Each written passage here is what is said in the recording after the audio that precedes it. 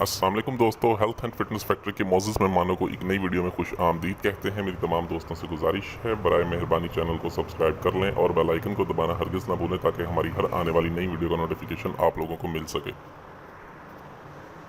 दोस्तों, आज आप लोगों की खिदमत में एक ऐसा ज़बरदस्त नुस्खा लेकर हाजिर हुआ हूँ जिसके इस्तेमाल से रॉड की तमाम तर खराबियों का अजाला होता है।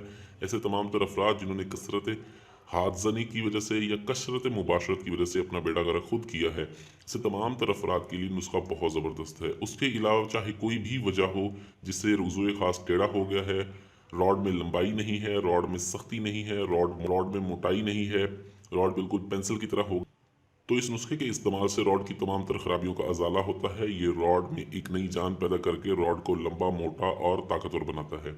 इस नुस्खे में हमने 5 जड़ी बूटियों का इस्तेमाल करना है और इसके अलावा हमने इसमें इस्तेमाल करना है रोगने ज़ैतून। हमें इसमें चाहिए होंगे तुख्मे उटंगन। तुख्मे उटंगन हमने खालिस लेने हैं। मैं पहले भी तुख्मे उटंगन बता चुका हूँ। ये जो सफ़ेद सफ़ेद आपको नज़र आ रहे हैं, ये ख़ास तुख्मे उटंगन है। हमें ये चाहिए होंगे 1 तोला। उसके बाद हमें जवत्री चाहिए होगी। इसके लिए जवत्री का हम इसमें इस्तेमाल करेंगे 1 तोला। लौंग हमें चाहिए होंगे। लौंग का हमने इसमें इस्तेमाल करना है 1 तोला। उसके अलावा हमारे पास कस्तूरी है। ये मुश्किल नाफा है, इसके अंदर से कस्तूरी निकलती है। कस्तूरी हमें चाहिए होगी इकरत्ती। और हमें चाहिए होगी चर्बी शेर 1 तोला। ठीक है, हमने करना ये है कि सबसे पहले हमने जवत्री को एक खरल में डाल के खूब अच्छी तरह से खरल करना है। ठीक है, जब ये अच्छी तरह से खरल हो जाए तब आप 1 तोला लौंग इसमें डालें और इसे ज़ोरदार हाथों से खरल करें। ज़ोरदार हाथों से खरल करने के बाद तुख्मे और टंगन भी इसमें शामिल करके फिर इसको खरल करते जाए। ठीक है, ये आपके पास पेस्ट की सूरत में बन जाएगा, ये आपका पेस्ट बन जाएगा।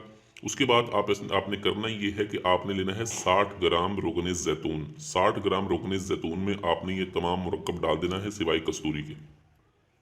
इस तमाम मुरक्कब को डाल के आपने इसे 2.5 घंटे तक हल्की आंच पर पकाना है। जब ये 2.5 घंटे हल्की आंच पर पक जाए, ठीक है, तब आपने चूल्हे की आग को बंद करके पहले कस्तूरी डाल के इसको मिक्स कर देना है। उसके बाद फ़ौरन ही आपने चर्बी शेर डाल देना है गरम गरम तेल में।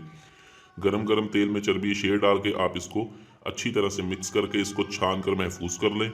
ये आपका बहुत ही ज़बरदस्त तेल तैयार हो गया है। वीडियो अच्छी लगी हो तो इसको लाइक करें, वीडियो को शेयर भी कर दिया करें ताकि दूसरे लोग फ़ायदा उठा सकें। मुझे अगली वीडियो तक की इजाज़त दें। शुक्रिया, अल्लाह हाफिज़।